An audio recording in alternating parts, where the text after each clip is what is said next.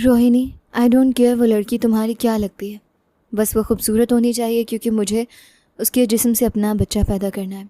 Cigarette की कश लगाते हुए राघव शाह ने पैसों से भरा सूटकेस टेबल पर रखा तो रोहिणी की आंखों में लालच की चमक उभर आई। तभी अपनी यतीम ननद को विवाह के नाम पर राघव शाह के हवाले कर दिया, जो कहने को तो जाना माना बिजनेसमैन था, लेकिन असल में वो एक माफिया डॉन था जिसे सालों से पुलिस ढूंढ रही थी, मगर हर महीने शहर बदल लेता था। इसलिए उसने रोहिणी के ज़रिए तन्वी से चुपके से विवाह किया।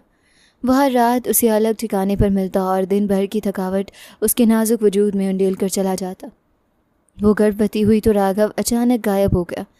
रात को रोहिणी ने उसे चरित्रहीन कहकर घर से निकाला तो उसी वक्त 3 काली गाड़ियाँ। रात के 2 बजे का वक्त था। पूरी गली में तन्वी की सिसकियाँ गूंज रही थी। वो घर की चौखट पकड़े खड़ी थी। हाथ कांप रहे थे, आंखों से आंसू मुसलसल बह रहे थे। मैं बाहर नहीं जाऊंगी भाभी, मुझे बाहर मत निकालो। मैं कहाँ जाऊंगी? मेरा इस दुनिया में कोई नहीं है। ये घर मेरे पिता का भी है। मेरे भाई ने मुझे इस घर में पाला है। मैंने कभी तुमसे अपना हक नहीं मांगा। आज मुझे यूं बेसहारा मत करो। रोहिणी ने उसकी एक बात ना सुनी। उसके लहजे में गुस्सा था। तूने किसी के साथ मुंह काला किया है। उसी का बच्चा तेरे पेट में है। मैं क्यों तेरी जिम्मेदारी उठाऊं? निकल यहाँ से। आज के बाद इस घर में तेरा कोई हक नहीं। तेरे भाई ने मरने से पहले सब कुछ मेरे नाम कर दिया था। अब ये घर मेरा है। तू यहाँ एक लम्हा भी नहीं रुक सकती। तन्वी ने दोनों हाथ जोड़ दिए। भाभी, भगवान के लिए ऐसा मत करें। आप जानती हैं मैं ऐसी नहीं हूँ। मेरी बात सुन ले। मुझे सिर्फ सुबह तक यहाँ रहने दे। मैं सुबह कहीं चली जाऊँगी। रात के इस वक्त मैं कहाँ जाऊँगी? रोहिणी ने गुस्से में उसे ज़ोर से धक्का दिया। तन्वी लड़खड़ाती हुई ज़मीन पर जा गिरी। उसके हाथ से चौखट छूट गई। रोहिणी ने फ़ौरन दरवाज़ा बंद कर दिया। तन्वी ने ज़मीन से उठकर दरवाज़ा बजाना शुरू कर दिया। भाभी, दरवाज़ा खोल दें, मैं कहाँ जाऊँगी? प्लीज़ दरवाज़ा खोल दें। काफ़ी देर तक दरवाज़ा बजता रहा। रोहिणी का गुस्सा बढ़ता गया। उसने दरवाजे के ऊपर मौजूद छोटी सी जगह से गर्म पानी का बर्तन उठाकर अंडेल दिया। गर्म पानी सीधा तन्वी के चेहरे पर पड़ा। उसके हाथ भी बुरी तरह झुलस गए। तन्वी की चीख पूरी गली में गूंज गई। उसने फ़ौरन अपने चेहरे पर हाथ रख लिए। जिस्म कांपने लगा। आंखों से आंसू निकलते रहे। सब कुछ लम्हों बाद उसने दरवाज़ा बजाना छोड़ दिया। गली में खड़े लोग खामोशी से तमाशा देखते रहे। कुछ खिड़कियों के पीछे खड़े थे, कुछ अपने घरों के दरवाज़ों पर मौजूद थे। किसी ने आगे बढ़कर उसे सहारा न दिया। तन्वी आहिस्ता आहिस्ता चलने लगी। माता पिता बरसों पहले दुनिया से जा चुके थे। भाई ने उसे अपने घर में रखा था। भाई ने उसे पढ़ाया था, जवान किया था, फिर उसका विवाह भी करवाया था। तन्वी ने अपने भाई की खातिर भाभी के हर रवैये को बर्दाश्त किया था। आज वही घर उसके लिए बंद हो चुका था। उसके पेट में 2 माह की ज़िंदगी पल रही थी। समाज की नज़र में वो एक बदनाम औरत थी। हकीकत किसी को मालूम नहीं थी। तन्वी के कदम लड़खड़ा रहे थे। आंखों के सामने अंधेरा छाने लगा था। वो खुद भी नहीं जानती थी कि कहाँ जा रही है। कुछ दूर पहुंचने के बाद अचानक 3 बड़ी गाड़ियां उसके सामने आकर रुकी। ड्राइवर ने पूरी ताकत से ब्रेक लगाई। तन्वी का जिस्म गाड़ी के सामने आते आते बच गया। एक गाड़ी का दरवाज़ा खुला। एक बुलंद कामत शख्स तेज़ी से बाहर निकला। वो शेखर था। उसने फ़ौरन तन्वी को थाम लिया। तन्वी का जिस्म बेजान सा हो चुका था। शेखर ने उसका चेहरा देखा तो उसकी आंखें हैरत से फैल गईं। चेहरे पर सुर्खी थी। हाथ बुरी तरह झुलसे हुए थे। जल्दी करो, इसे अस्पताल लेकर जाना है। चंद ही लम्हों में शेखर के 10 के करीब मुहाफिज हरकत में आ गए। ड्राइवर ने गाड़ी मोड़ी। तन्वी को पिछली सीट पर लटाया। शेखर उसके साथ बैठ गया। अस्पताल पहुंचते ही डॉक्टरों ने उसे एमरजेंसी में शिफ्ट कर दिया। 2 घंटे बाद तन्वी को होश आया। आंखें खुली तो सफ़ेद छत दिखाई दी। चंद लम्हों तक उसे कुछ समझ ना आया। फिर उसे अपना घर याद आया। रोहिणी का चेहरा सामने आया। गर्म पानी की तपिश दोबारा महसूस हुई। नर्स उसके करीब आई। आपके पति कैसे दिखते हैं? तन्वी चौंक गई। पति? नर्स ने मुस्कुराकर कहा, बहुत खूबसूरत है ना, बिल्कुल किसी हीरो जैसे। वही आपको यहाँ लेकर आए हैं, बाहर बैठे हैं। तन्वी के दिल में अचानक एक ख्याल उभरा। राघव? क्या राघव उसे ढूंढते हुए यहाँ पहुँच गया था? उसके दिल की धड़कन तेज़ हो गई। नज़रें दरवाजे पर जम गई। चंद लम्हों बाद दरवाज़ा खुला। शेखर अंदर दाखिल हुआ। तन्वी उसे देखकर हैरान रह गई। वो राघव नहीं था। आप कौन हैं? आप मुझे यहाँ लेकर आए हैं। आपका बहुत शुक्रिया। शेखर ने संजीदगी से उसे देखा। सिर्फ शुक्रिया कहकर इस मुलाकात को ख़त्म मत करें। आपको मेरे साथ चलना होगा। मैं आपको अच्छी तरह जानता हूँ। राघव को भी अच्छी तरह जानता हूँ। मैं आपको उसके पास लेकर जाऊँगा। राघव का नाम सुनते ही तन्वी के दिल में उम्मीद जाग उठी। आप राघव को जानते हैं? शेखर ने इस बात में सर हिलाया। इतना जानता हूँ कि आपको अकेला छोड़ना मेरे लिए मुमकिन नहीं। तन्वी खामोश हो गई। राघव का नाम उसके लिए काफ़ी था। डॉक्टर ने कुछ देर बाद उसे घर लेकर जाने की इजाज़त दी। शेखर ने डॉक्टर से उसकी हालत के बारे में तफसील से पूछा। उसे मालूम हुआ कि तन्वी 2 माह की गर्भवती है। चेहरे पर गर्म पानी से होने वाली जलन का भी इलाज ज़रूरी था। तन्वी बिस्तर से उठने लगी तो शेखर ने फ़ौरन उसे सहारा दिया। आहिस्ता, अभी आपके जिस्म में इतनी ताकत नहीं। तन्वी ने कोई जवाब नहीं दिया। वो खुद को संभालने की कोशिश करती रही। शेखर उसे गाड़ी तक लेकर गया। गाड़ी शहर से बाहर एक बड़े बंगले की तरफ रवाना हो गई। रास्ता खामोश था। तन्वी खिड़की से बाहर देखती रही। दिल में सिर्फ एक नाम गर्दिश कर रहा था, राघव। कुछ देर बाद गाड़ी एक वसी बंगले के सामने रुकी। शेखर ने उसे अंदर लेकर जाकर एक साफ़ सुथरा कमरा दिखाया। आप यहाँ आराम करें, खाना अभी भिजवाता हूँ। किसी चीज़ की ज़रूरत हो तो कर्मचारी को बता दीजिएगा। तन्वी ने उसे देखा। आप मेरे लिए इतना सब कुछ क्यों कर रहे हैं? शेखर कुछ लम्हे खामोश रहा। इस वक्त आपको सवालों से ज़्यादा सहारे की ज़रूरत है। बाकी बातें बाद में होंगी। वो कमरे से बाहर चला गया। कुछ देर बाद खाना आ गया। तन्वी ने चंद लुकमे खाए, फिर बिस्तर पर बैठ गई। उसके जहन में कई सवाल थे। वो खुद भी राघव को मुकम्मल तौर पर नहीं जानती थी। मुमकिन था शेखर उसका भाई हो या कोई करीबी रिश्तेदार। राघव के किसी दोस्त का नाम भी हो सकता था। फ़िलहाल एक बात अहम थी, वो सड़क पर बेसहारा नहीं थी। किसी ने उसे उठाया था, इलाज करवाया था, रहने के लिए जगह दी थी और खाना भिजवाया था। तन्वी ने आंखें बंद कर लीं। दिल में सिर्फ एक उम्मीद बाकी थी, शायद राघव उसे ढूंढ रहा हो। शायद शेखर वाकई उसे राघव तक पहुंचा दे। इस उम्मीद के सहारे तन्वी ने पहली बार उस रात सुकून का सांस लिया। सुबह के तकरीबन 6 बजे तन्वी की आंख खुली। बाहर अभी धूप नहीं निकली थी। कमरे में हल्की सी तारीकी मौजूद थी। रात की थकन अभी तक जिस्म पर महसूस हो रही थी। तन्वी ने बिस्तर से उठकर कुछ देर खुद को संभाला। गला खुश्क था, पानी पीना था। वो कमरे से बाहर निकली। राहदारी में कोई कर्मचारी दिखाई नहीं दिया। ना किसी के कदमों की आवाज़ थी, ना किसी बातचीत की। तन्वी ने अंदाजे से किचन तलाश करना शुरू किया। घर इतना बड़ा था कि समझ नहीं आ रही थी किस तरफ जाए। बुलंद छतें, लंबी राहदारियाँ, बड़े बड़े दरवाजे। बार बार महसूस हो रहा था जैसे ये घर नहीं बल्कि कोई बहुत बड़ा मैरिज हॉल हो या किसी बड़े होटल की इमारत हो। वो एक दरवाजे के करीब पहुंची। दरवाजे को सहारा देने के लिए हाथ बढ़ाया तो वह अचानक अंदर की तरफ खुल गया। तन्वी अपना संतुलन बरकरार ना रख सकी। वो लड़खड़ा कर अंदर जा गिरी और ख़ुद को संभाला। फिर सामने वाली दीवार पर नज़र पड़ी तो कदमों तले से ज़मीन निकल गई। दीवार पर राघव की एक बड़ी तस्वीर लगी हुई थी। तन्वी की सांस रुक गई। वो तस्वीर राघव की थी। वही चेहरा, वही खूबसूरती, वही शख्सियत जिसे देख के तन्वी का दिल पहचान लेता था। मगर तस्वीर के ऊपर सुर्ख रंग का बड़ा सा क्रॉस बना हुआ था और नीचे अंग्रेज़ी में लिखा था, I will not let you live. Tanvi का दिल ज़ोर से धड़कने लगा। अचानक उसे रात की बात याद आ गई। शेखर ने कहा था कि वो राघव को बहुत अच्छी तरह जानता है। अगर वो राघव को जानता था तो फिर उसके घर में राघव की तस्वीर पर सुर्ख क्रॉस क्यों लगा हुआ था? तन्वी के जहन में एक खौफनाक ख्याल आया। शेखर राघव का दुश्मन था, शायद बहुत ही बड़ा दुश्मन। वो अपने पति के दुश्मन के घर में मौजूद थी। उसने फ़ौरन वहाँ से निकलने का फ़ैसला किया। वो पलटकर दरवाजे की तरफ बढ़ी ही थी कि अचानक 2 मजबूत बाजुओं ने उसे पीछे से जकड़ लिया। एक हाथ उसके मुंह पर रख दिया गया और दूसरे हाथ ने उसके दोनों बाजू मजबूती से पकड़ लिए। तन्वी की आंखें खौफ से फैल गई। वो चीखने की कोशिश करने लगी मगर आवाज़ हाथ के नीचे दब गई। शेखर ने उसके कान के करीब झुककर धीमी आवाज़ में कहा, यहाँ से भागने की कोशिश भी मत करना। तुम यहाँ रहोगी तो महफूज रहोगी। रही बात तुम्हारे इस राघव की, तो जब तुम उसकी हकीकत जान लोगी तो उसके पास जाने के लिए कभी बेचैन नहीं होगी। अगर यहाँ से भागने का ख्याल दिल से निकाल दो तो मैं तुम्हें छोड़ देता। फिर मैं तुम्हें बताऊँगा कि असल बात क्या है। उसकी आवाज़ पुरसुकून थी लेकिन गिरफ्त इंतहाई सख्त थी। तन्वी की कलाइयों में दर्द होने लगा।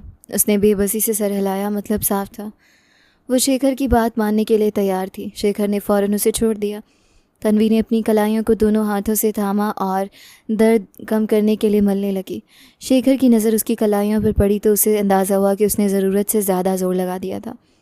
उसने हाथ बढ़ाया, देखने दो, शायद ज़्यादा ज़ोर से पकड़ लिया है। तन्वी ने फ़ौरन अपना हाथ पीछे कर लिया। तुम्हारी राघव से क्या दुश्मनी है?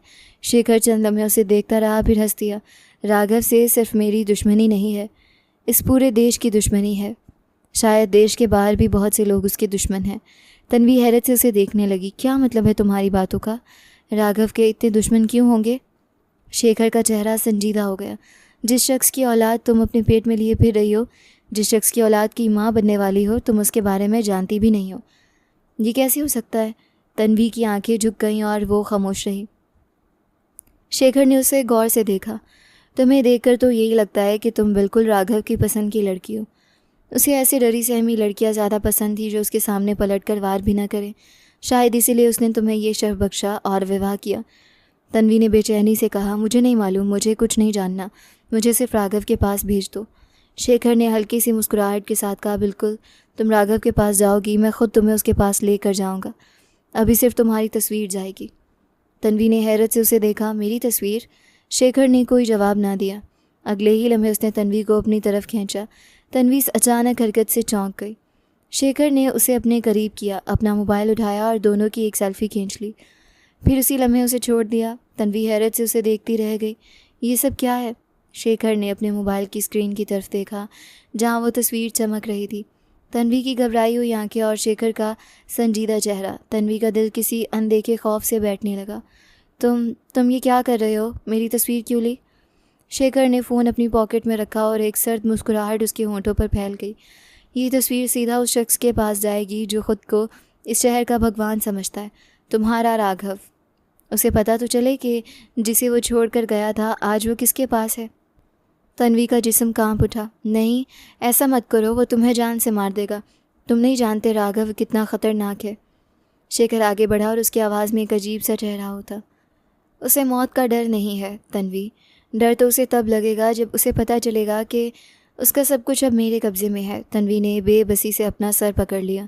उसके कदमों तले ज़मीन खिसक रही थी। एक तरफ वो शख्स था जिसने उसकी ज़िंदगी बर्बाद कर दी थी और दूसरी तरफ ये नया शख्स था जिसकी आंखों में बदले की आग भड़क रही थी। और इन सब के बीच उसके अपने पेट में पल रही वो नादान जान थी जिसका अभी इस दुनिया में कोई कसूर नहीं था। राघव ने अपने मोबाइल की स्क्रीन पर नज़रें जमाए रखीं। तुम्हें पता चल जाएगा। उसने वो तस्वीर किसी एक शख्स को भेज दी। तन्वी को मालूम नहीं था कि तस्वीर कहाँ गई है। उसे ये भी मालूम नहीं था कि उस तस्वीर ने चंद लम्हों बाद राघव शाह के मोबाइल की स्क्रीन रोशन कर दी थी। राघव ने तस्वीर खोली। तस्वीर में तन्वी शेखर के साथ खड़ी थी। राघव की नज़रें चंद लम्हों तक सिर्फ तन्वी के चेहरे पर जमी रहीं। फिर उसकी आंखों में ऐसी कैफियत उभरी जिसे देखकर कोई भी समझ सकता था कि यह तस्वीर महज एक तस्वीर नहीं थी, ये किसी आने वाले तूफ़ान का आगाज़ थी। राघव ने तस्वीर देखी तो उसके चेहरे के तासुरात बदल गए। चंद लम्हे वो मोबाइल की स्क्रीन को देखता रहा, फिर उसकी मुट्ठी भींच गई। आंखों में गुस्सा उतर आया। शेखर के साथ तन्वी की तस्वीर ने उसके अंदर ऐसा तूफ़ान उठाया जिसे वो खुद भी काबू ना कर सका। मगर उसी लम्हे उसके जहन में कई माह पुराना एक मंजर ताज़ा हो गया। एक दिन राघव अपने बंगले पर आया था। उस वक्त रोहिणी वहाँ खाना पकाने का काम करती थी। वो कई बरस से इस बंगले में आती जाती थी। उसे मालूम था कि राघव किस तरह की ज़िंदगी गुजारता है, कौन लोग उसके पास आते हैं, कौन लोग उसके हुक्म पर जाते हैं। राघव की कारोबार की दुनिया आम लोगों से बहुत मुख्तलिफ थी।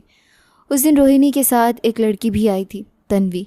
वो चंद लम्हों के लिए भी वहाँ रुकी थी। सर पर दुपट्टा था, चेहरे पर सादगी थी, आंखों में झिझक थी। वो राघव के सामने ज़्यादा देर खड़ी भी ना हो सकी। किसी काम से रोहिणी के पास आई थी। रोहिणी ने उसे कुछ कहा। तन्वी ने खामोशी से सर हिलाया। फिर वो वहाँ से चली गई। राघव की नज़रें उसके जाते हुए वजूद पर ठहर गई। वो कुछ देर तक उसी सिमत देखता रहा। रोहिणी ने पलट कर उसे देखा तो राघव ने संजीदा लहजे में कहा, ये लड़की कौन है? मेरी नंद है। मुझे इस लड़की तक रसाई चाहिए। रोहिणी के चेहरे पर हैरत आई। क्यों साहब? राघव ने मुख्तसर जवाब दिया, मुझे ऐसी ही लड़की चाहिए। रोहिणी खामोश हो गई। राघव ने कदरे वाज़े अंदाज में कहा, मुझे इससे विवाह करना है, मुझे इससे औलाद चाहिए। रोहिणी के लिए ये बात गैर मुतवक्को थी। माना कि वो राघव की तबीयत जानती थी। उसके सामने ज़्यादा सवाल करना आसान नहीं था। उसने तन्वी के हालात बता दिए। इसके माता पिता नहीं हैं, मेरे पति भी दुनिया में नहीं रहे। तन्वी मेरी नंद है, मेरे सिवा इसका कोई ख़ास सहारा नहीं। बहुत सीधी सादी लड़की है, दुनिया के मामलात से ज़्यादा वाकिफ़ नहीं। राघव ने खामोशी से उसकी बात सुनी। ठीक है, बाकी काम तुम करो, इसे मेरे बारे में वही बताना जो इसे कबूल करने में आसानी हो। रोहिणी समझ गई कि राघव क्या चाहता है। चंद दिन बाद उसने तन्वी से बात की। तुम्हें एक बहुत अच्छा रिश्ता मिला है, बहुत बड़ा बिजनेसमैन है, तुम्हें पहली नज़र में पसंद कर बैठा है। इसे किसी बेसहारा इंसान को सहारा देने का शौक़ है। तुम्हारे हालात देखकर वो तुमसे विवाह करना चाहता है। तन्वी ने हैरत से रोहिणी को देखा। मेरे साथ विवाह? हाँ, वो मुझे जानता भी नहीं। तुम्हें पसंद कर बैठा है, तुम्हें इज्जत देगा, तुम्हें किसी चीज़ की कमी नहीं होने देगा। तन्वी खामोश रही। उसके दिल में खौफ भी था। अजनबी शख्स से विवाह का तसव्वुर आसान नहीं था, मगर रोहिणी उस वक्त उसकी सबसे करीबी औरत थी। तन्वी ने उस पर भरोसा किया। आखिरकार उसने हाँ कर दी। विवाह हो गया। तन्वी को मालूम ही नहीं था कि जिस शख्स को वो एक बड़ा कारोबारी समझकर अपनी ज़िंदगी का हिस्सा बना रही है, वो सिर्फ एक कारोबारी नहीं था। राघव शाह अंडरवर्ल्ड की दुनिया में एक इंतहाई अहम नाम था। लोग उससे डरते थे।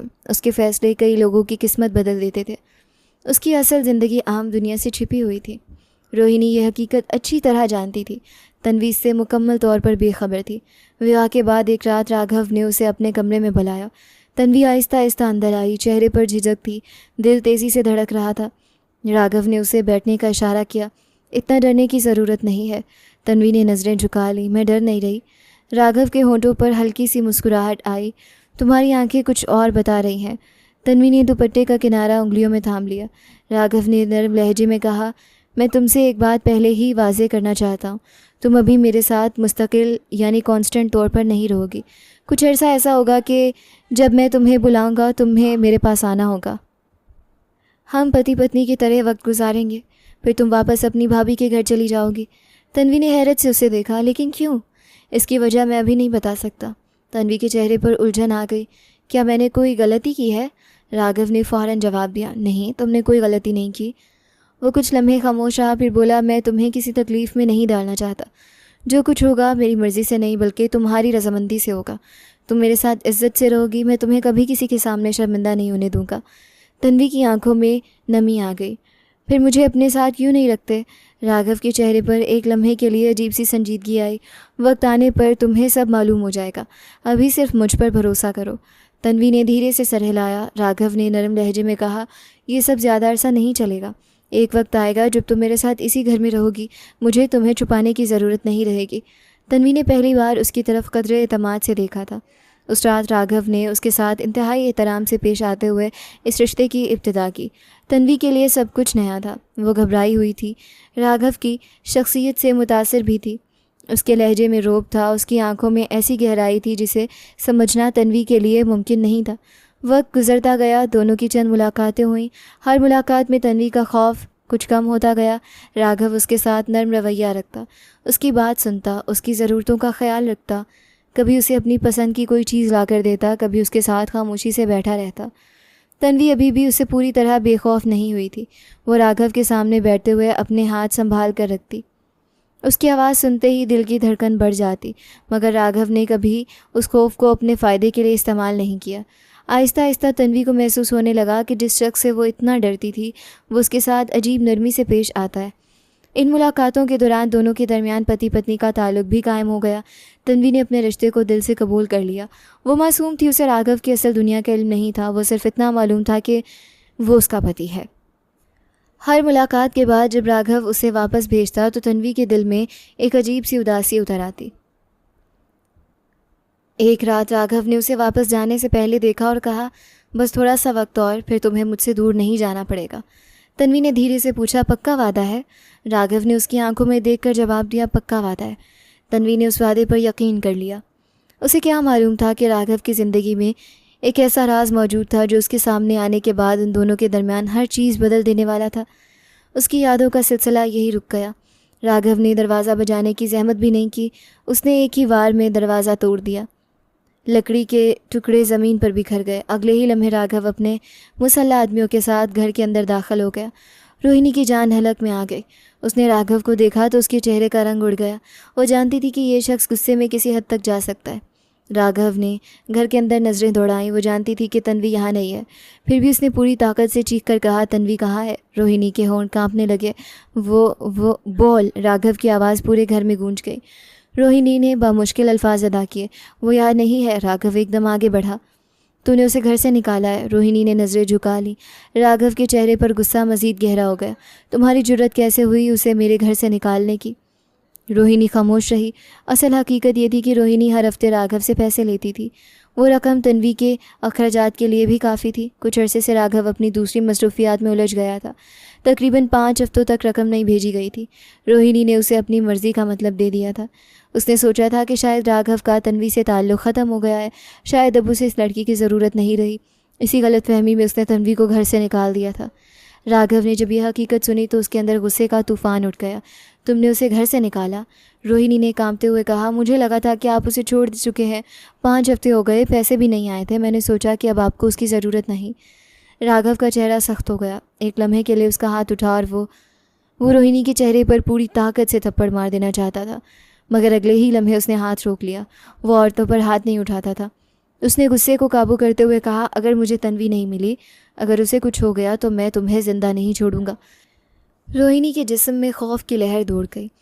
राघव ने एक एक लफ्ज़ पर जोर देते हुए कहा, और अगर कोई ऐसी बात है जो तुमने अभी तक मुझसे छुपाई है तो इसी वक्त बता दो, बाद में तुम्हें बोलने का मौका नहीं मिलेगा। रोहिणी के जहन में एक और बात गर्दिश कर रही थी। वो जानती थी कि अगर उसने हकीकत बता दी तो भी उसकी खैर नहीं, अगर छुपा गई तो भी राघव उसे नहीं छोड़ेगा। उसने खौफ से नज़रें उठाई। वो तन्वी। राघव ने फ़ौरन कहा, क्या? रोहिणी की आवाज़ लरस गई। वो माँ बनने वाली है। चंद लम्हों के लिए मुकम्मल खामोशी छा गई। राघव का चेहरा जैसे पत्थर का हो गया। फिर उसकी आंखों में गुस्सा उबलने लगा। क्या कहा तुमने? रोहिणी खामोश रही। राघव एक कदम आगे बढ़ा। वो गर्भवती है। जी। राघव की सांस भारी हो गई। और इसके बावजूद तुमने उसे घर से निकाल दिया? रोहिणी के पास कोई जवाब नहीं था। राघव ने आंखें बंद कर लीं। उसने अपने गुस्से को काबू करने की कोशिश की, मगर उसके जहन में सिर्फ एक ख्याल था, तन्वी। वो कहाँ होगी, किस हालत में होगी, उसके साथ क्या हुआ होगा। वो फ़ौरन पलटा। चलो। राघव अपने आदमियों के साथ घर से बाहर निकल गया। उसे मालूम था कि अगर वो चंद मिनट और वहाँ रुक गया तो उसके हाथों कुछ ऐसा हो सकता है जिसे बाद में वापस नहीं लिया जा सकता। गाड़ी में बैठते ही शेखर भी उसके साथ आ बैठा। शेखर राघव का विश्वसनीय मित्र था, बरसों से उसके साथ था, उसकी बॉडीगार्ड टीम का मुख्य सदस्य भी था। गाड़ी रवाना हुई। शेखर ने बेचैनी से कहा, लेकिन तन्वी शौर्य के पास कैसे हो सकती है? राघव ने खिड़की से बाहर देखते हुए कठोर लहजे में कहा, ये मैं नहीं जानता। चंद लम्हे शांति रही। राघव की मुट्ठी दोबारा भींच गई। लेकिन एक बात जानता हूँ, मेरी पत्नी, मेरे बच्चे की माँ, मेरे सबसे बड़े शत्रु के घर में है।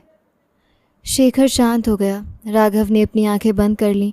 पता नहीं शौर्य उसके साथ अब तक क्या कर चुका होगा। उसके लहजे में क्रोध के साथ भय भी था। जल्दी करो। ड्राइवर ने स्पीड बढ़ा दी। राघव ने शेखर की तरफ देखा। तुरंत मेरी मीटिंग सेट करवाओ। किसके साथ? राघव की आंखों में ठंडी चमक आ गई। शौर्य के साथ। शेखर समझ गया। राघव ने कहा, उससे पूछो कि वो मुझसे क्या चाहता है। कोई सामान्य कारण नहीं हो सकता। उसे मेरी पत्नी को अपने पास रखा है। उसे ज़रूर कुछ चाहिए। उसने चंद लम्हे रुक कर कहा, जो मांग रहा है वो देना पड़ा तो दूंगा। उसे कोई भी ना कोई रिश्वत देनी पड़ेगी। बस मेरी पत्नी मुझे वापस चाहिए। गाड़ी नगर की सड़कों पर तेज़ी से आगे बढ़ रही थी। राघव के मन में केवल एक ही चेहरा था, तन्वी का। उसे पहली बार अपनी शक्ति व्यर्थ महसूस हो रही थी। उसके पास धन था, आदमी थे, प्रभाव था, शत्रुओं को समाप्त करने की शक्ति थी, परंतु इस समय उसे केवल अपनी पत्नी चाहिए थी और वो उसके सबसे ख़तरनाक शत्रु के कब्ज़े में थी। राघव के मन में बार बार एक ही विचार घूम रहा था, शौर्य न जाने अब तक तन्वी के साथ क्या कुछ कर चुका होगा। इस विचार ने उसके अंदर असंतोष उत्पन्न कर दिया था। वो जानता था कि शौर्य उसका सबसे ख़तरनाक शत्रु है। उस शत्रु के घर में उसकी पत्नी उपस्थित थी। दूसरी तरफ शौर्य ने एक थाल तन्वी के सामने रख दिया। थाल में विविध फल कटे हुए थे। कुछ खा लो। ऐसी स्थिति में बार बार भोजन करना आवश्यक होता है। तुम्हें अपने साथ साथ बच्चे का भी ध्यान रखना होगा। तन्वी ने थाल की तरफ देखा तक नहीं। उसके मुख पर क्रोध स्पष्ट दिखाई दे रहा था। तुम मेरे पति के शत्रु हो। तुम्हारे घर का एक निवाला भी मेरे लिए वर्जित है। शौर्य ने कुर्सी खींचकर सामने बैठते हुए कहा, तुम उसके पास चली भी गई तो क्या होगा? वो भी तुम्हें वर्जित निवाला ही खिलाएगा। तुम्हें उसके कारोबार के विषय में शायद कुछ ज्ञान नहीं। तुम्हें ये भी नहीं पता कि उसने तुम्हारी भाभी से ख़रीदा था तुम्हें। तन्वी का मुख सफ़ेद पड़ गया। शौर्य ने गंभीर लहजे में बात जारी रखी। वो हर बार तुम्हारे साथ हाथ बिताने की कीमत चुकाता था। तुम्हें शायद लगता रहा कि वो तुम्हारा पति है। वास्तविकता में तुम्हें तुम्हारी भाभी के माध्यम से उस तक पहुंचाया गया था। तन्वी के हाथ कांपने लगे। झूठ। उसने पूर्ण रूप से एक शब्द बोलकर ये बताने का प्रयास किया था कि ये सब झूठ है, ऐसा नहीं हो सकता। इसलिए चुप करके खा लो। मैं तुम्हें विश्वास दिलाता हूँ कि मैंने कभी किसी पीड़ित के साथ बुरा नहीं किया। तन्वी ने उसकी तरफ देखते हुए कहा, मैं इतनी भी अबोध नहीं हो जितना तुम्हें मुझे समझ लिया है। अगर तुम सबका संबंध अंडरवर्ल्ड से है तो फिर किस मुख से ये कह सकते हो कि तुम लोगों ने कभी किसी के साथ बुरा नहीं किया? शौर्य शांत हो गया। तन्वी के लहजे में भय आवश्यक था, किंतु इस बार उसने अपनी आवाज़ को दुर्बल नहीं होने दिया था। अगर मैं बुरा मनुष्य होता तो तुम्हें पता है अब तक तुम्हारे साथ क्या हो चुका होता। तुम मेरे सबसे बड़े शत्रु की पत्नी हो। तुम्हें ज्ञान है शत्रु अपने शत्रु की स्त्रियों के साथ क्या करते हैं? तन्वी का हृदय एक क्षण के लिए बैठ गया, किंतु उसने खुद को संभाला। मैं उन शत्रुओं का इतिहास भी पढ़ा है जो शत्रु की स्त्रियों और बच्चों को हाथ तक नहीं लगाते थे। तब शत्रु भी मर्यादा वाले होते थे, लड़ने वाला भी मर्यादा वाला होता था। आजकल शायद किसी में भी मर्यादा नहीं रही। शौर्य चंद लम्हे उसे देखता रहा, फिर अचानक हंस पड़ा। ऐसे ही नहीं राघव ने तुम्हें पसंद किया, तुम्हें ज़रूर कोई विशेषता है, तभी तो अंडरवर्ल्ड के डॉन राघव शाह की पत्नी बनी हो। तन्वी ने नज़रें चुरा लीं। शौर्य का लहजा पहले से कोमल हो गया। मैं भी तुम्हारा आदर करता हूँ, जब तक तुम यहाँ हो मेरी स्थिति हो। भोजन करो, अपना ध्यान रखो। तन्वी ने शांति से उसे देखा। शौर्य ने मोबाइल मेज़ पर रखते हुए कहा, तुम्हारे पति का कॉल आ चुका है, मेरी टीम से संपर्क हुआ है, शायद बहुत जल्द वो यहाँ हो। तन्वी के हृदय की धड़कन तेज़ी से बढ़ गई। मुझे उससे मिलना है। शौर्य ने सर हिला दिया। ऐसा मैं अभी नहीं कर सकता, मेरे कुछ प्रस्ताव हैं, जब तक वो पूरे नहीं होते मैं तुम्हें राघव से मिलने नहीं दूंगा। तन्वी की आंखों में निराशा उतर आई। शौर्य ने तुरंत कहा, किंतु तुम सुरक्षित रहोगे, ये मेरा वचन है। अगर राघव ने मेरी बात मान ली तो फिर तुम्हें यहाँ रखकर मुझे क्या मिलेगा? मैं तुम्हें सम्मान के साथ उसके हवाले कर दूंगा। तन्वी ने 2 क्षण सोचा, फिर धीरे से स्वर में पूछा, अगर उसने तुम्हारी बात नहीं मानी तो? शौर्य ने उसे सर से पैर तक देखा। उसकी दृष्टि में कोई गलत इरादा नहीं था। फिर भी तुम्हें सम्मान ही मिलेगा, ये भी मेरा वचन है। वो उठा, दीवार की तरफ बढ़ा। एक क्षण के लिए पलटकर तन्वी को देखा। बस अपने स्वास्थ्य का ध्यान रखना, तुम अकेली नहीं हो, तुम्हारे अंदर एक और जीवन भी है। इतना कहकर शौर्य कक्ष से बाहर निकल गया। तन्वी ने सामने रखी फलों की थाल को देखा। उसके मन में शौर्य की बातें गूंज रही थीं। राघव, उसका पति, उसका प्रेम, उसका विवाह। क्या वास्तविकता इस संबंध के पीछे वो सत्य छुपा हुआ था जिसका उसे आज तक ज्ञान नहीं था? तन्वी को शौर्य के घर आए हुए 2 दिन गुजर चुके थे। इन 2 दिनों में उसने एक अचानक बात महसूस की थी। शत्रु के घर में होने के बावजूद उसे किसी भय का सामना नहीं करना पड़ा। उसके भोजन का विशेष ध्यान रखा जा रहा था और शादी समय पर मिल रही थी। कक्ष में हर आवश्यकता की वस्तु उपस्थित थी। कोई उसके पास आकर उसे विचलित नहीं करता था। शायद इसीलिए उसे कई रातों के पश्चात ऐसे ही निर्दा आई थी जिसमें भय न्यून था। दूसरी तरफ राघव की रात असंतोष में गुजर रही थी। उस रात शौर्य के घर में एक महत्वपूर्ण मुलाकात तय हुई थी। ऐसी मुलाकातें प्रायः रात को ही होती थी। दोनों एक दूसरे के जानी शत्रु थे। दोनों को ज्ञान था कि मुलाकात किसी भी क्षण खतरनाक रूप धारण कर सकती है। रात पर्याप्त गुजर चुकी थी जब शौर्य के बंगले के बाहर 4 काली गाड़ियां आकर रुकी। प्रथम गाड़ी से राघव उतरा। उसके साथ उसके कई सशस्त्र व्यक्ति थे। सबने चारों तरफ का निरीक्षण किया, किसी भी अप्रत्याशित क्रिया के लिए तत्पर खड़े हो गए। राघव ने किसी को साथ आने का संकेत नहीं दिया। वो अकेला आगे बढ़ा। ये उसका साहस भी था। उसे ज्ञान था कि वो अपने सबसे खतरनाक शत्रु के घर में कदम रख रहा है। उसे यह भी ज्ञान था कि इस भवन के अंदर उसके विरुद्ध कितनी शास्त्रा उपस्थित हो सकते हैं। फिर भी उसके कदम नहीं रुके। द्वार पर शौर्य पहले से उपस्थित था। उसने राघव को देखा। मुख पर हल्की सी मुस्कान आई। स्वागतम राघव शाह। राघव ने ठंडी दृष्टि से उसे देखा। प्रथाएं छोड़ो शौर्य, मैं अपनी पत्नी के लिए आया हूँ। शौर्य एक तरफ हट गया। अंदर आओ, बात करते हैं। राघव अंदर प्रविष्ट हो गया। दोनों एक बड़े कक्ष में सामने बैठ गए। दोनों ने सूट बूट पहन रखा था। दोनों के व्यक्तित्व में एक अद्भुत रोब था। दोनों अपने अपने स्थान पर पूर्ण प्रोषित गरिमा रखते थे। राघव के मुख पर कठोरता थी, शौर्य की आंखों में शांति थी। ऐसा प्रतीत होता था जैसे 2 शक्तिशाली मनुष्य युद्ध भूमि के स्थान पर एक मेज़ के दोनों तरफ बैठे हों। राघव ने सीधा मुद्दा प्रस्तुत किया। तुम्हारा जो भी प्रस्ताव है मैं स्वीकार करता हूँ। मेरी पत्नी मुझे वापस करो। शौर्य ने कुर्सी से टेक लगाई। इतनी सरलता से नहीं। राघव की नज़रें सुखरी थीं। मैंने कहा है तुम्हारा जो भी प्रस्ताव है स्वीकार है। तुमने शायद मेरी बात पूरी नहीं सुनी। मेरा केवल एक प्रस्ताव नहीं है, मेरे बहुत से प्रस्ताव हैं। जो कहना है कहो। शौर्य ने चंद लम्हे उसे देखा। प्रथम प्रस्ताव, तुम मेरे क्षेत्र में अपने कारोबार बंद करोगे। राघव का मुख तुरंत बदल गया। ये संभव नहीं। मैंने अभी अपना प्रथम प्रस्ताव बताया है। तुम जानते हो ये क्षेत्र मेरे लिए क्या महत्व रखता है। यहाँ मेरे बड़े कारोबार हैं, मेरी पूर्ण सप्लाई लाइन यहाँ से गुजरती है। मैं ये क्षेत्र छोड़कर नहीं जा सकता। शौर्य मुस्कुराया। फिर तुम अपनी पत्नी के लिए कितनी कीमत चुकाने के लिए तत्पर हो? राघव शांत हो गया। उसने गहरी सांस ली। दूसरा प्रस्ताव क्या है? शौर्य ने तुरंत उत्तर नहीं दिया। पहले ये समझ लो कि अभी तुमने मेरे प्रथम प्रस्ताव पर ही स्वीकारी दे दी है। बाद के प्रस्ताव सुनकर क्या करोगे? राघव ने जबड़े भींच लिए। जो कहना है कहो। शौर्य ने दूसरा प्रस्ताव भी सामने दिया। वो भी ऐसा था जिसे स्वीकार करना राघव के लिए सरल नहीं था। उसके लिए अपने कारोबारिक हितों को त्याग करना एक बात थी, अपनी शक्ति के दूसरे भाग से अलग होना दूसरी बात थी। तीसरा प्रस्ताव उससे भी अधिक कठिन था। राघव के सामने अपनी पत्नी का जीवन था, दूसरी तरफ बरसों में बनाई हुई अपनी साम्राज्य। वो पहले ही क्षण खुद को असह्य महसूस कर रहा था। उसके मन में केवल तन्वी थी, किंतु शौर्य जानता था कि राघव की सबसे बड़ी शक्ति उसका अहंकार भी था। मुलाकात में कुछ क्षण के लिए शांति छा गई। शौर्य ने अतंत कहा, मैं तुम्हें 15 मिनट देता हूँ, सोच लो। राघव ने कोई उत्तर नहीं दिया। शौर्य उठा।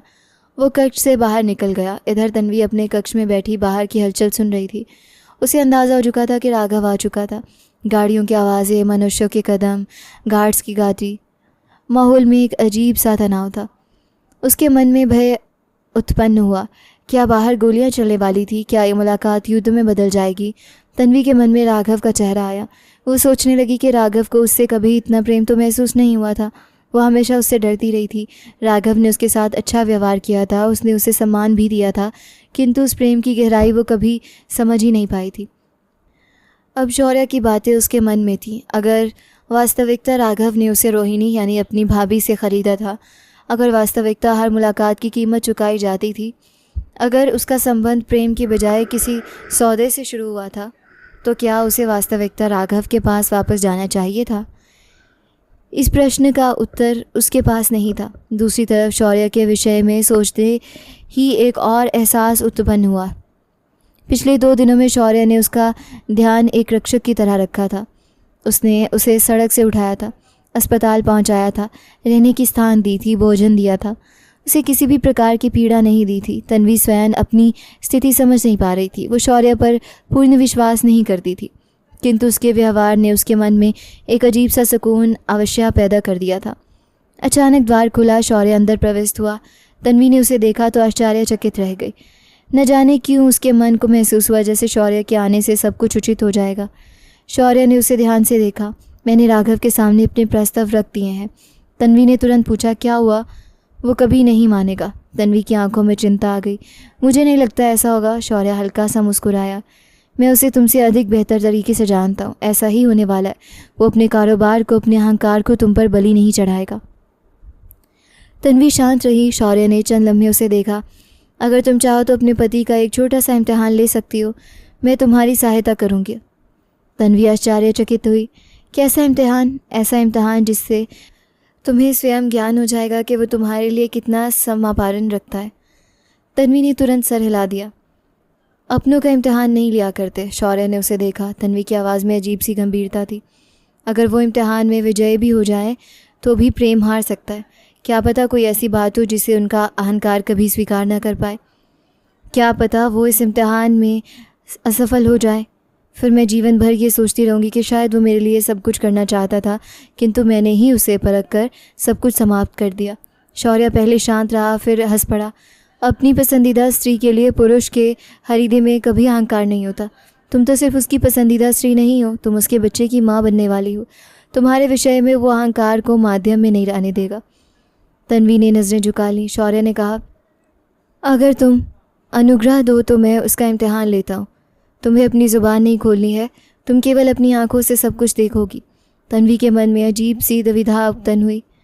ये उसका जीवन था। कभी कोई उसे ख़रीद रहा था, कभी कोई उसे बेच रहा था, कभी कोई उसे घर से निकाल रहा था, कभी कोई उसे अपने पास रखकर प्रस्ताव पूरे करवा रहा था। तन्वी ने पहले क्षण अपने विषय में सोचा। वो कोई वास्तु नहीं थी, वो किसी सौदे का मूल्य नहीं थी। वो एक मनुष्य थी, एक नारी थी, एक माँ बनने वाली थी। उसे अपने जीवन के निर्णय में अपना अधिकार भी होना चाहिए था। उसने शौर्य की तरफ देखा। ठीक है, शौर्य ने स्वीकृति में सर हिलाया। फिर मेरे साथ आओ।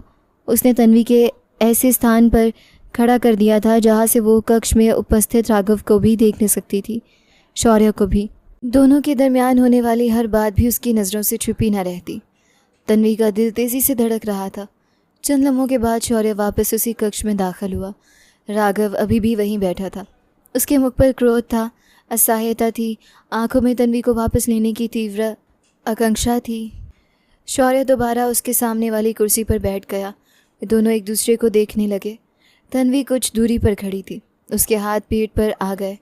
उसके अंदर पलने वाली नन्ही से जीवन से जैसे वो शांति से कह रही थी, आज शायद पहली बार उसे ज्ञान होने वाला था कि उसके जीवन में उपस्थित पुरुष उसे वास्तविकता में किस दृष्टि से देखते हैं। कक्ष में शांति छा गई। अगले चंद लम्हे शायद उन तीनों के जीवन बदलने वाले थे।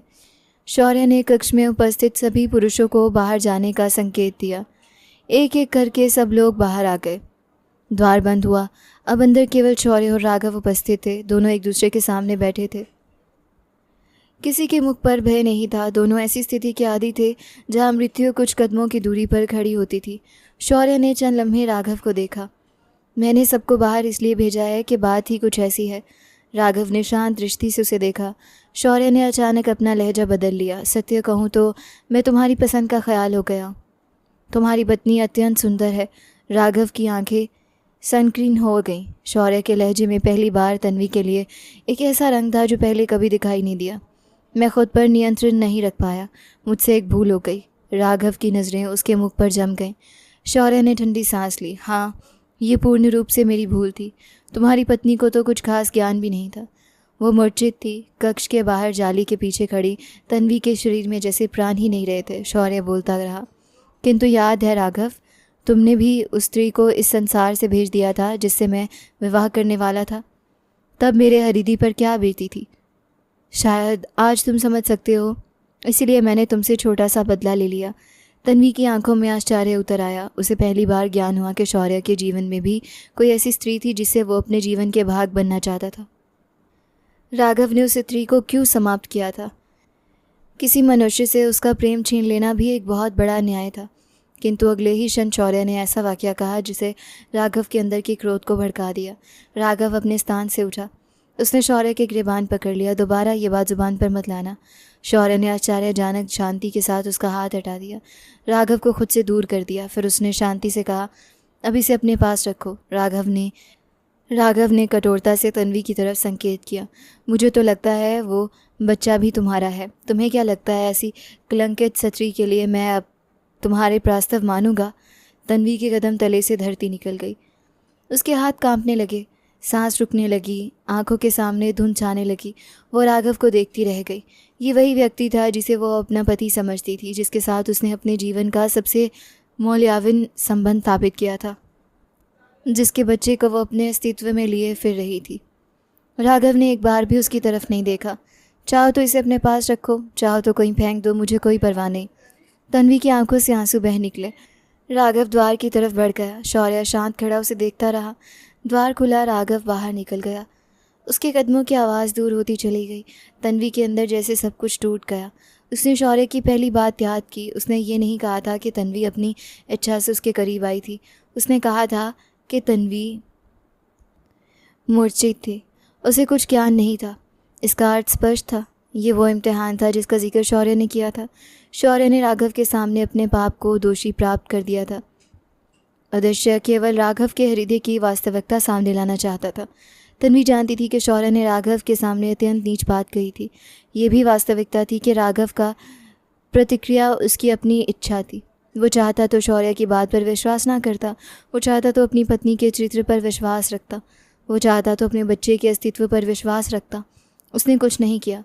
वो चला गया। तन्वी के लिए सबसे अधिक पीड़ादायक बात यही थी। कुछ देर बाद राघव की गाड़ी बंगले से दूर जा रही थी। उसके मन में रोहिणी की बात भी आ गई। तन्वी को घर से निकालते वक्त रोहिणी ने कहा था कि उसने किसी के साथ मुंह काला किया है। राघव के मन में ये संदेह स्थान बना लिया। क्या रोहिणी वास्तविकता जानती थी? क्या तन्वी के जीवन में पहले से कुछ चल रहा था? क्या उसका बच्चा भी वास्तविकता में उसका नहीं था? वो क्रोध में सब कुछ पीछे छोड़ आया। इधर शौर्य तन्वी को लेने के लिए उस स्थान पर पहुंचा जहां वो जाली के पीछे खड़ी थी। उसने तन्वी को देखा, वो भूमि पर मूर्छित पड़ी थी। शौर्य के मुख की रंगत बदल गई। तन्वी, कोई उत्तर नहीं आया। उसने तुरंत वैद्य को बुलाने का आदेश दिया। कुछ देर बाद विद्या ने उसे होश में लाने का प्रयास किया। तन्वी की पलकें धीरे धीरे चलने लगीं। जब आंखें खुली तो शौर्य उसके सिरहाने बैठा था। वो शांति से उसके सर पर हाथ फेर रहा था। तन्वी ने उसे देखा। इस बार उसे भय नहीं था। उसकी आंखों से आंसू बहने लगे। शौर्य ने कोमल स्वर में कहा, बुरे मनुष्य से अच्छाई की आशा नहीं करते। तन्वी रोती रही। शौर्य ने कहा, राघव बुरा था, हमेशा से बुरा था, वरना वो तुम्हें खरीदता नहीं। वो तुम्हारी भाभी से ये नहीं कहता कि मुझे सिर्फ इससे एक बच्चा चाहिए।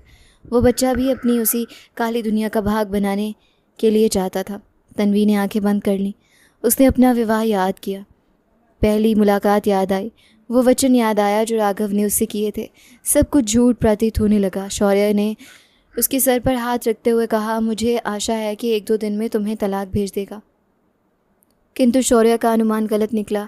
2 दिन नहीं गुजरे थे, 2 घंटे भी पूर्ण नहीं हुए थे कि एक व्यक्ति दस्तावेज लेकर बंगले में पहुंच गया। तलाकनामा। राघव शाह ने तन्वी को तलाक दे दिया था। उसके लिए यह निर्णय कठिन नहीं था। तन्वी ने वो कागज़ देखा तो उसकी आंखों के सामने सब कुछ घूम गया। वो शांत बैठी रही, न चिल्लाई, न प्रश्न किया, केवल आंसू बहते रहे। उसे ऐसा लग रहा था जैसे उसके जीवन का हर सहारा एक एक करके छीन लिया जा रहा है। माता पिता पहले ही संसार से जा चुके थे। भाई नहीं रहा था, भाभी ने घर से निकाल दिया था। पति ने एक क्षण में संबंध समाप्त कर लिया था। उसके अस्तित्व में पलने वाला बच्चा ही अब उसकी मात्र आशा था। शौर्य ने उसके सामने कोई झूठी संतवाना नहीं रखी। वो केवल उसके साथ उपस्थित रहा, उसके भोजन का ध्यान रखा, वैद्य को नियमित रूप से बुलाया, दवाई समय पर दी, रात को सेविका को उसके कक्ष के करीब रहने का आदेश दिया। तन्वी उसी घर में रहती रही। उसके मन में राघव के लिए जो कुछ शेष था वो भी धीरे धीरे बिखरने लगा। शौर्य के लिए उसके मन में अभी कोई प्रेम नहीं था, केवल एक एहसास था, एहसान का। उस व्यक्ति ने उसे उस समय सहारा दिया था जब पूरे संसार ने उसे अकेला छोड़ दिया था। तन्वी अपने बिस्तर पर लेटी छत को देखती रही। उसे ज्ञान नहीं था कि उसकी जीवन अब किसी दिशा जाने वाला है। बस एक बात स्पष्ट हो चुकी थी, वो अब राघव शाह की पत्नी नहीं रही। 1 महीना गुजर चुका था। इसी अवधि में तन्वी की जीवन बहुत बदल गया था। राघव की याद अभी भी कभी अचानक हृदय में चुभती थी। तलाक का आघात भी पूर्ण रूप से समाप्त नहीं हुआ था, किंतु शौर्य ने उसे कभी अतीत के विषय में प्रश्नों में नहीं उलझाया था। वो केवल आवश्यकता के सामने उसके साथ खड़ा रहा था। एक दिन शौर्य और तन्वी सामने बैठे थे। शौर्य ने कुछ देर उसे देखा, फिर गंभीर लहजे में कहा, अब तुम्हें अपने जीवन के विषय में स्वयं निर्णय लेना होगा। मुझे बताओ तुम क्या चाहती हो, मैं तुम्हारे साथ हूँ।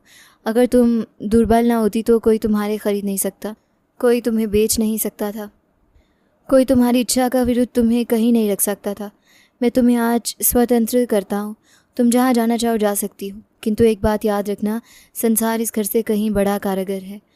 वहाँ हर व्यक्ति तुम्हारी सुरक्षा नहीं करेगा, इसलिए सोच समझकर निर्णय करना। तुम जो चाहोगी उसका प्रबंध किया जाएगा। तुम्हारे आराम और सुकून के लिए जो कुछ संभव होगा मैं करूँगा। तन्वी ने शौर्य की तरफ देखा। उसके मन में शौर्य के लिए आदर पहले से कहीं अधिक बढ़ चुका था। वो व्यक्ति जिसे वो कभी अपने पति का शत्रु समझकर भय की दृष्टि से देखती थी, आज उसे अपने जीवन का सबसे बड़ा सहारा महसूस हो रहा था। उसने धीरे से कहा, मुझे केवल सर छुपाने की जगह चाहिए, एक छोटा सा घर जहाँ मैं सुकून से रह सकूँ, अपने बच्चे को पाल सकूँ। मुझे किसी बड़ी वस्तु की आवश्यकता नहीं है। शौर्य ने तुरंत कहा, हो जाएगा, तुम चिंता मत करो। लगभग 1 सप्ताह बाद शौर्य उसे बनाली के एक सुंदर क्षेत्र में ले आया। पहाड़ों के माध्यम से बसा हुआ वो क्षेत्र तन्वी को पहली दृष्टि में पसंद आ गया। मौसम में ठंडक थी, हवा में ताजगी थी, नगर के शोर से दूर दूर हर तरफ शांति थी। शौर्य ने उसके लिए एक छोटा सा घर खरीदा था। घर बहुत बड़ा नहीं था, किंतु आरामदायक था। हर कक्ष में आवश्यकता की वस्तु उपस्थित थी। रसोई में राशन रखा था, कक्ष में आवश्यक सामान उपस्थित था। तन्वी ने द्वार से अंदर कदम रखा तो उसकी आंखों में एक अजीब सी खुशी आ गई। ये पहली स्थान थी जिसे वो अपना कह सकती थी। शौर्य ने उसे एक कार्ड दिया, इस कार्ड से अपनी आवश्यकता की हर वस्तु खरीद सकती हो, रुपयों की चिंता मत करना। तन्वी ने कार्ड हाथ में लिया, लेकिन इतने रुपए? शौर्य ने बात काट दी, इस विषय में सोचना भी नहीं। उसने एक स्त्री की तरफ संकेत किया, ये तुम्हारी सहायता के लिए है, घर के काम देखेगी। फिर एक व्यक्ति की तरफ संकेत किया, ये इसका पति है, बाहर के काम देखेगा, चौकीदारी करेगा, बाजार से सामान ले आएगा। तुम्हें किसी वस्तु के लिए अकेले बाहर जाने की आवश्यकता नहीं है। ये दोनों मेरे वफादार लोग हैं। तन्वी ने पूरे घर पर नज़र डाली। उसके मुख पर पहली बार कई दिनों बाद वास्तविक सुकून दिखाई दिया। मुझे ये घर बहुत पसंद आया है, शौर्य ने हल्की मुस्कुराहट के साथ कहा। तो फिर इसे अपना घर समझो। तन्वी ने उसकी तरफ देखा। आपका बहुत शुक्रिया, शौर्य ने सर हिलाया। कोई बात नहीं, मेरे लिए ये सब करना कोई बड़ी बात नहीं थी। वो द्वार की तरफ बढ़ा, फिर रुक गया। अगर कभी कोई समस्या हो, कोई परेशानी हो, मुझे बता देना। तो मैं यहाँ एक और वजह से भी रखा है। मैं नहीं चाहता कि राघव तुम्हें कभी तलाश कर पाए। अब वो तुम्हारा सबसे बड़ा शत्रु है। तन्वी ने शांति से सर हिलाया। जी। फिर उसने एक बार और कहा, शुक्रिया। शौर्य ने सिर्फ मुस्कुरा कर जवाब दिया। अपना ख्याल रखना। वो घर से बाहर निकल गया। तन्वी द्वार पर खड़ी उसे जाते हुए देख रही थी। गाड़ी नज़रों से ओझल हुई तो अजीब सी कैफियत ने उसे घेर लिया। उसका दिल चाहा कि शौर्य वापस आ जाए। वो खुद भी इस एहसास पर हैरान थी। फिर उसने अपने आप को समझाया, वो क्यों वापस आएगा? अगर वो मेरे बारे में ऐसा कुछ सोचता तो मुझे बताता। तन्वी ने दिल पर हाथ रखा। उसे अपने एहसास का नाम मालूम नहीं था। वो नहीं जानती थी कि शौर्य के जाने के बाद उसके अंदर खालीपन क्यों पैदा हो गया। इधर शौर्य भी अपनी गाड़ी में शांत बैठा था। वो बार बार पीछे देखने की इच्छा महसूस कर रहा था। उसके दिमाग में तन्वी का चेहरा था, उसकी आवाज़ थी, उसका शुक्रिया अदा करना था। वो सोच रहा था कि अगर तन्वी उसके बारे में कुछ महसूस करती तो शायद वो किसी न किसी तरह ज़ाहिर करती। वो उसकी आंखों में तलाश कर रहा था, किसी इशारे, किसी उम्मीद की, मगर उसे कुछ नहीं मिला था। दोनों एक दूसरे के करीब आ चुके थे। दोनों के दिल में एक दूसरे के लिए वो एहसास पैदा हो चुका था जिससे शब्दों में बयान करना आसान नहीं था, मगर दोनों शांत थे। तन्वी को भय था कि कहीं वो एक बार फिर किसी संबंध में धोखा ना खा जाए। शौर्य को भय था कि कहीं उसके व्यक्त करने से तन्वी खुद को किसी एहसान के बोझ तले महसूस ना करने लगे। यूँ दोनों एक दूसरे से दूर रहकर भी एक दूसरे के करीब होते जा रहे थे। दिन गुजरते गए। तन्वी हर शाम खिड़की के पास बैठकर पहाड़ों को देखती। कभी उसका दिल चाहता कि शौर्य आ जाए, फिर वो खुद ही इस विचार को झटक देती। शौर्य भी कई बार फ़ोन उठाता, उसका नंबर देखता, फिर फ़ोन वापस रख देता। वो खुद को समझाता कि अगर तन्वी को उसकी आवश्यकता होती तो वो खुद फ़ोन करेगी। दोनों अपनी प्रेम छुपा रहे थे, दोनों व्यक्त करने से डर रहे थे। दोनों के बीच केवल एक अभिप्राय का फैसला रह गया था। वक्त अपनी गाड़ी से गुजरता रहा। मनाली के उस छोटे से घर में तन्वी का जीवन धीरे धीरे बदलने लगा। गर्भ के अंतिम दिनों में उसका विशेष ख्याल रखना गया। वैद्य नियमित रूप से घर आकर उसे देखती रही। आवश्यकता पड़ने पर उसे तुरंत अस्पताल पहुंचाया गया। शौर्य ने दूर रहते हुए भी उसके उपचार में किसी प्रकार की कमी नहीं आने दी। फिर वो दिन भी आ गया। तन्वी ने एक सुंदर बेटे को जन्म दिया। माता भी कुशल मंगल थी, बच्चा भी बिल्कुल स्वस्थ था। तन्वी ने पहली बार अपने बेटे को बाजुओं में लिया तो उसकी आंखों से आंसू निकल गए। वो नन्हे से चेहरे को देखती रही, उसकी छोटी छोटी उंगलियां थामती रही। उसे यूँ महसूस हो रहा था जैसे जीवन ने उसे सब कुछ छीन के बाद में अंततः उसे एक वरदान दे दी जिसके सामने हर दुख छोटा लगने लगा था। उसने अपने बेटे का नाम ईशान रखा था। ईशान उसकी दुनिया बन गया था। वो उसे देखती तो मुस्कुरा देती, उसकी आवाज़ सुनती तो बेख्तियार उसके करीब आ जाती। रात को वो सो जाता। तन्वी काफ़ी देर तक उसे देखती रही। शौर्य को जब बेटे की प्राप्ति की खबर मिली तो उसने तुरंत फ़ोन किया। मुबारक हो तन्वी। तन्वी के लहजे में खुशी थी। शुक्रिया। बेटा कैसा है? बहुत सुंदर है, शौर्य हंस दिया। तुम्हारी तरह होगा। तन्वी कुछ ना बोली। उसके चेहरे पर शर्मीली सी मुस्कुराहट आ गई। दोनों के बीच चंद लम्हे शांति रही। फिर शौर्य ने कहा, अपना ख्याल रखना, ईशान का भी, आप भी। फ़ोन बंद हो गया। जीवन फिर अपने सामान्य पर लौट आए। शौर्य अपने कामों में व्यस्त हो गया, तन्वी अपने बच्चे में, मगर एक वास्तु नहीं बदली थी, दिल। दोनों के दिल में एक दूसरे का विचार अभी भी उपस्थित था। कई बार शौर्य फ़ोन करने का सोचता, फिर कामों में उलझ जाता। कई बार तन्वी उसका नंबर देखते, फिर खुद ही फ़ोन रखकर पहले सोचती कि वो क्यों फ़ोन करे। दोनों के बीच एक शांत संबंध समापित था। एक दिन शौर्य ने अचानक फैसला किया कि वो तन्वी से मिलने जाएगा। वो काफ़ी समय बाद उसके घर पहुंचा। द्वार खुला हुआ, तन्वी सामने थी। शौर्य चंद लम्हों के लिए उसे देखता रह गया। तन्वी के चेहरे पर उसे देखकर ऐसी खुशी फैल गई जिसे छुपाना संभव नहीं था। शौर्य के दिल ने उसे क्षण जवाब दे दिया। वो मुस्कुरा दिया। कैसी हो? तन्वी ने धीरे से कहा। ठीक हूँ। शौर्य की नज़र उसकी गोद में उपस्थित बच्चे पर पड़ी। यह हमारा छोटा साहब है। तन्वी मुस्कुरा दी। शौर्य ने हाथ आगे बढ़ाया। दो मुझे।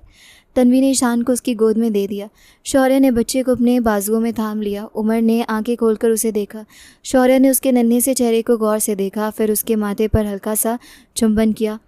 तन्वी उसे देखती रही। कुछ देर बाद उसने धीरे से कहा, आपके शत्रु का बच्चा है ना? शायद आपको इससे इतनी प्रेम नहीं होगी। वो बच्चे को वापस लेने के लिए आगे बढ़ी। शौर्य ने ईशान को वापस नहीं किया। उसने तन्वी की तरफ देखा। बच्चे तो बच्चे होते हैं तन्वी। फिर उसने ईशान को अपने करीब करते हुए कहा, और मेरे लिए ये राघव का बेटा नहीं है, ये तुम्हारा बेटा है। तन्वी के दिल को ये बात छू गई। उसने नज़रें झुका लीं। चंद लम्हे बाद उसने धीरे से कहा, आपने मुझे उस व्यक्ति से बचाया, एक और एहसान कर सकते हैं मुझ पर। शौर्य ने तुरंत कहा, एहसान की क्या बात है, बताओ क्या चाहिए। तन्वी ने उसकी तरफ देखा। उसके लब हिले मगर आवाज़ ना निकली। फिर अचानक उसने शौर्य का हाथ पकड़ लिया। शौर्य हैरान रह गया। तन्वी ने आज से पहले कभी इस तरह उसका हाथ नहीं थामा था।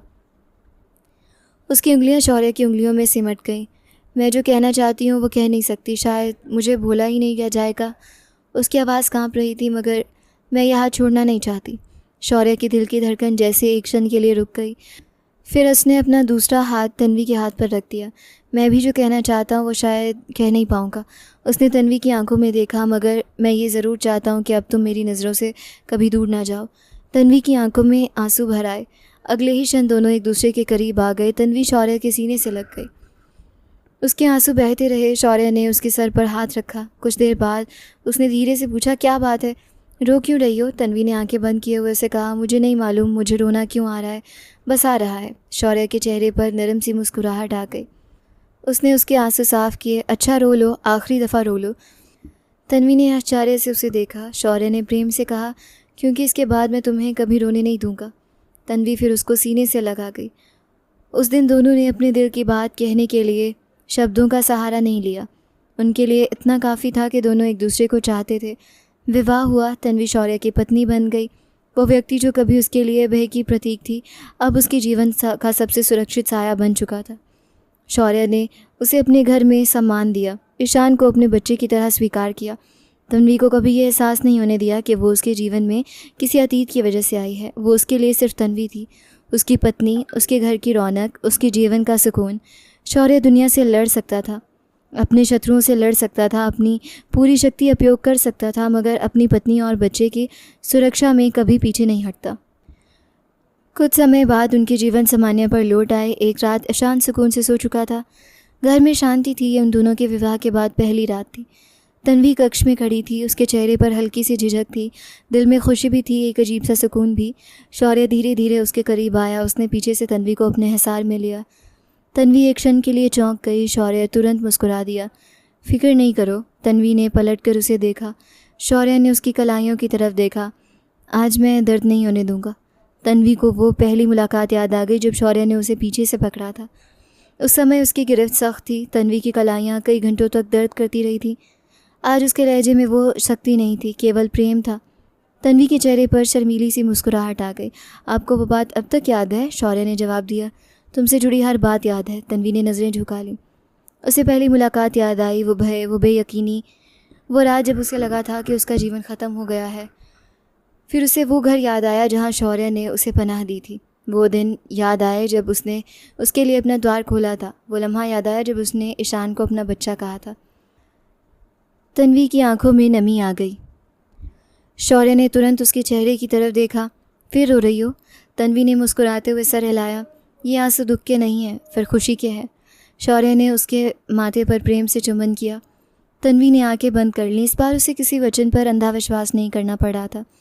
इस बार उसके सामने एक ऐसा व्यक्ति था जिसने उसे कभी ख़रीदने की कोशिश नहीं की थी। उसने उसे स्वतंत्र किया था, उसे अपने जीवन का फैसला करने का अधिकार दिया था, उसके बच्चे को बिना किसी प्रश्न के स्वीकार किया था, उसके आंसुओं को समझा था, उसके भय को सम्मान दिया था। तन्वी ने अपना हाथ शौर्य के हाथ में दे दिया। उसने उसे अपने करीब कर लिया। कक्ष में शांति थी। बाहर पहाड़ों पर रात उतर चुकी थी। ईशान सुकून से सो रहा था।